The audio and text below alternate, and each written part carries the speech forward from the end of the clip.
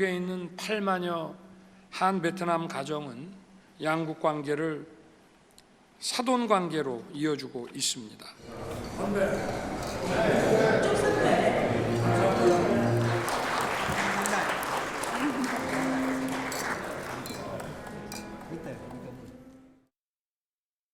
청와대 영빈관 활용하겠다는 윤석열 대통령, 용산 이전은 왜 했습니까? 청와대 영빈관을 다시 쓰기로 했다니 차라리 잘 됐습니다. 하지만 이럴 거면 왜 대통령실을 이전했는지 묻지 않을 수 없습니다.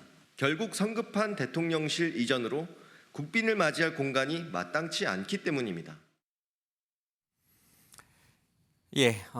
지난 3월에 윤석열 대통령은 이제 대통령 취임하기 전에 선거 있기 전에 외국 기빈이 오면은 영빈관을 쓸 수도 있지 않느냐 이제 그런 뭐 입장을 이미 밝힌 터라 그렇게 놀라운 일은 아닌데 야당 입장에서는 그럴 거면 뭐하러 옮겼느냐 이제 이런 얘기를 하는 것 같습니다.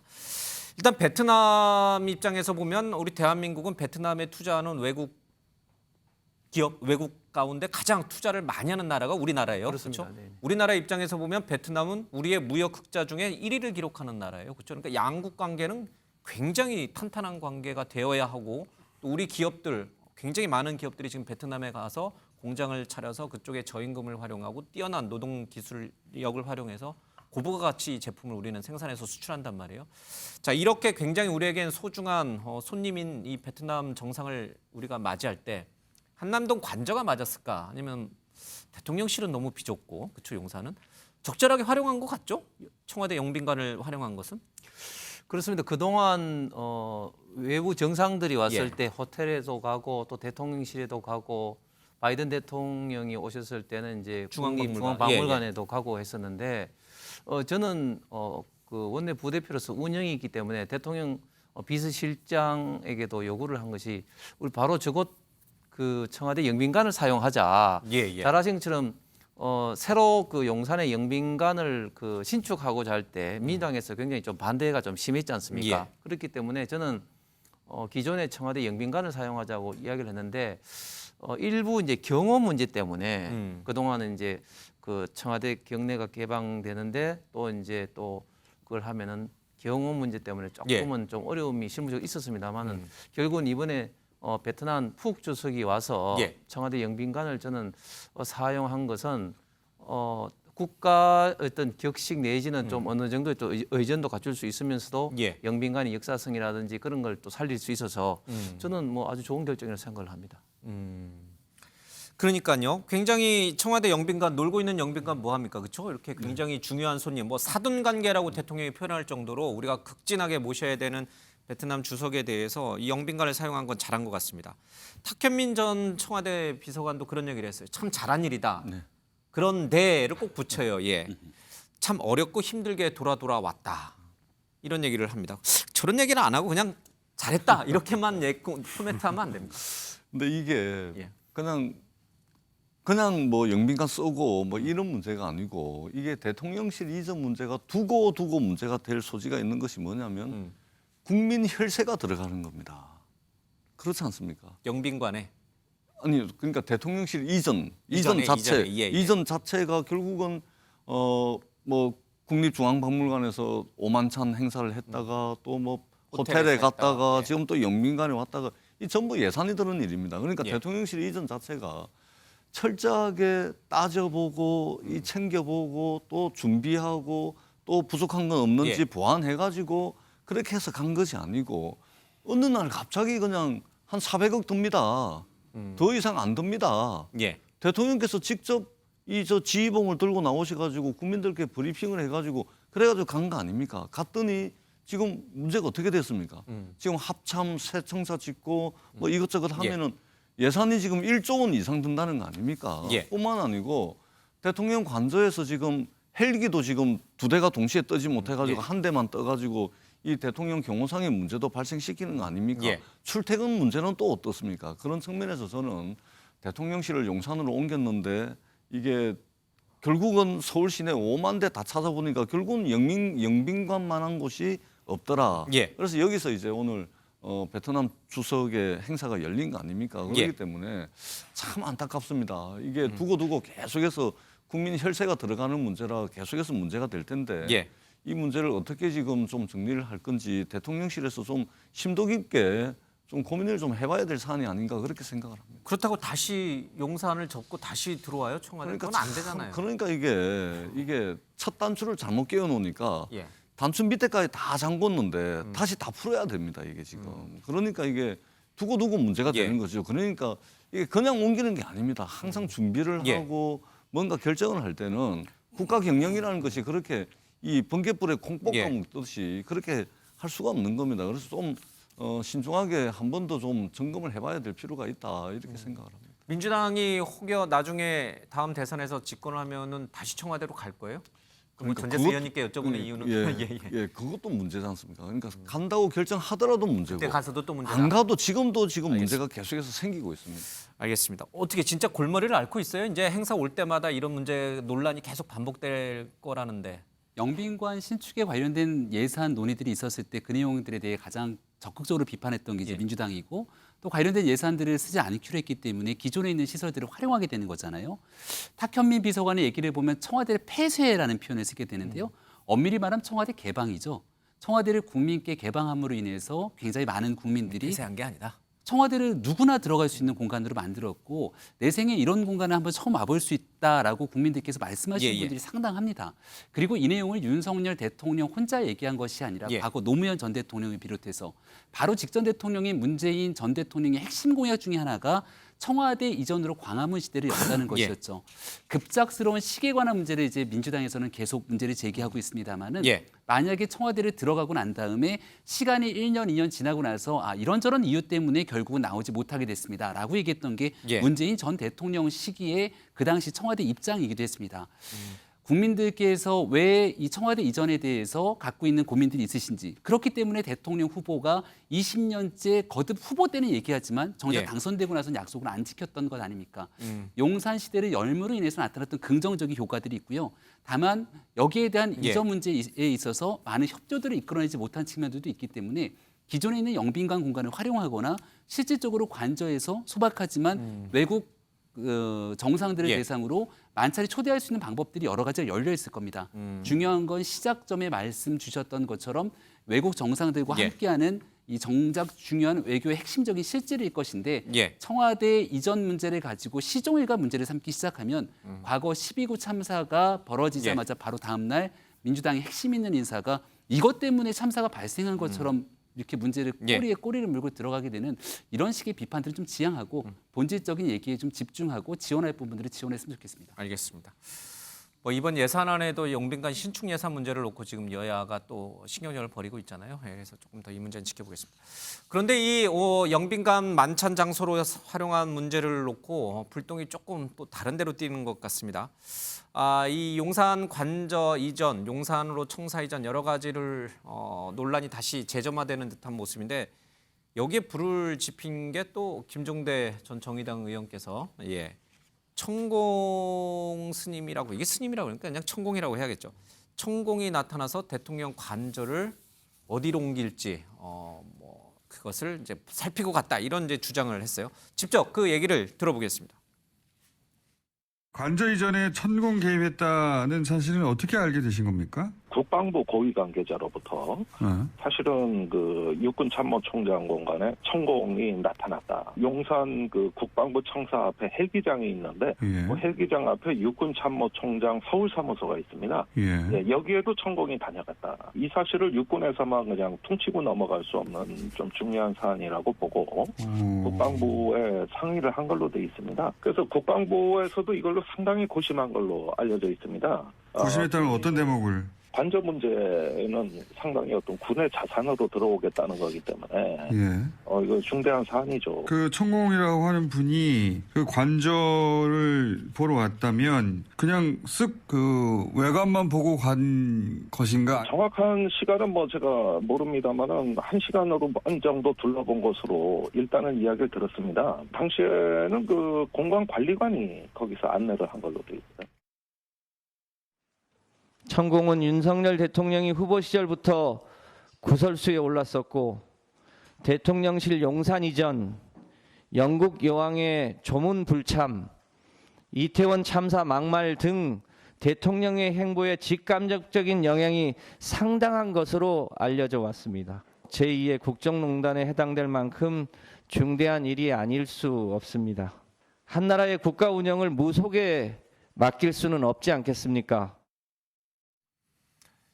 예, 천공이라고 왜 이제 수염 길고 이제 그런 분이 있어요. 뭐 김건희 여사와 뭐 굉장히 오랜 친분을 유지했다 이런 뭐 썰도 있는데 뭐 잘 확인은 되질 않는 분. 어쨌든 이 천공이 대통령 관저를 옮길 때 원래 육군 참모총장 공간으로 갈지 외교부 장관 한남동 공간으로 갈지를 놓고 이제 고민을 할 때 다 왔다 갔다고 했다는 게 지금 김종대 전 의원의 주장인데 이게 신빙성이 있는 얘기예요. 지금 대통령실은 발칵 뒤집혔어요.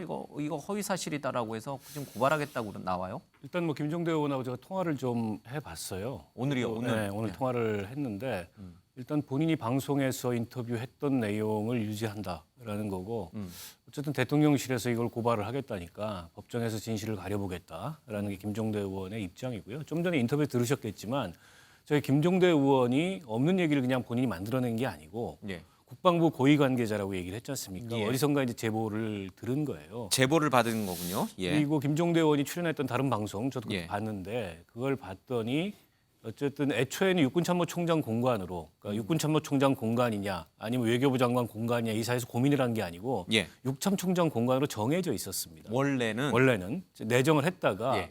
거기가 너무 낡았다 이런 얘기가 나오기 시작하더니 외교부 장관 공간으로 바꿨는데 그 사이에 그 제보에 따르면은 이제 천공이 예. 육참총장 공간을 둘러보고 갔다라는 겁니다.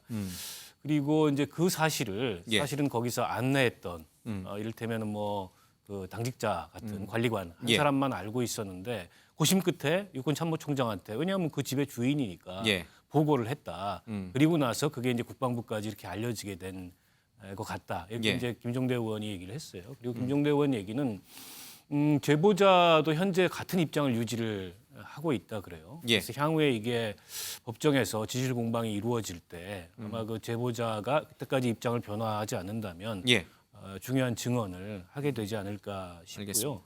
물론 이게 약간 해프닝 같은 일이지만 대통령 관저를 정하는 데 있어 만약 저런 내용이 사실이라면 저건 예. 심각한 문제인 건 맞죠. 그러나 이제 지금 사실 공방이 있기 때문에 저건 뭐 고발까지 이루어졌으니까 지켜봐야 되겠습니다만 예. 사실이라면 심각한 문제 아무 문제가 아닌 건 아니죠. 심각한 예. 문제죠. 지금 이 천공을 데리고 이 육군 참모총장 공간 또 외교부 장관 공간을 안내를 했던 사람이 누구냐면 지금 김용현 현 경호처장이에요. 그렇죠? 그렇게 나와요. 김종대 전 의원은 그렇게 주장을 하고 있어요. 근데 지금 김용현 처장은 사실 무근이다. 이건 절대 나는 그런 적이 없다. 김용현 처장 만난 적도 없다. 천공이 이렇게 김용현 나오고 처장도 사실 무근이라고 얘기했고 예. 오늘 육군도 사실을 부인했습니다. 예. 당시에 관리관은 그런 연락을 받은 적도 없고 예. 그 일행을 안내한 적도 없다. 사실을 부인했지만 이 제보를 어제 그제 받은 게 아니고 제 기억으로는 한 4월 정도에 그 관저부지가 결정날 무렵에 예.